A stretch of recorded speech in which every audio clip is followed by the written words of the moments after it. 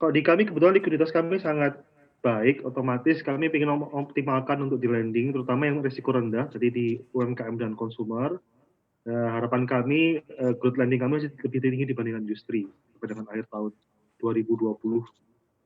Walaupun target saat ini masih 14, tapi kita koreksi mungkin ada penurunan, tapi masih tetap lebih tinggi dibandingkan dari target lending growth dari rata-rata perbankan di Indonesia.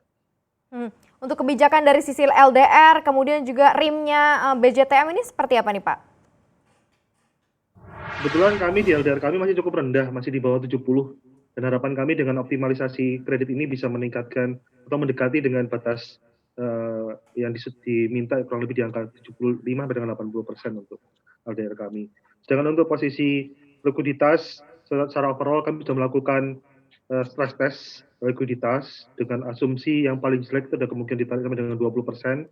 Itu posisi aktiva liquid kami bisa menutupi gap negatif dari funding, sehingga secara overall likuiditas kami sampai dengan akhir tahun cukup aman.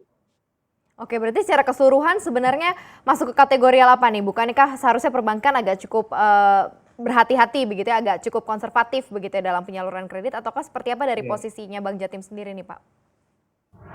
Kalau kami lebih selektif untuk jenis skimnya yang kami akan biayai, tapi untuk jumlah ekspansinya kami akan tetap optimis karena potensi di Jawa Timur masih cukup besar, kami lihat seperti itu.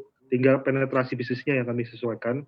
Yang sebelumnya komposisi korporasi cukup besar, saat ini kami agak sedikit turunkan, kami optimalkan di posisi yang UMKM dan konsumer. Oke, untuk ke depan ini seperti apa Pak strateginya untuk Bank Jatim sendiri Pak, khususnya untuk pencadangan atau provisi begitu ya. Kita tahu Jatim kan Jawa Timur sendiri juga sekarang sedang cukup tinggi begitu ya untuk kasus COVID-19 ini Pak, seperti apa? Ya, jadi memang di Mei kita baru sekitar 786 debitur yang direstrak.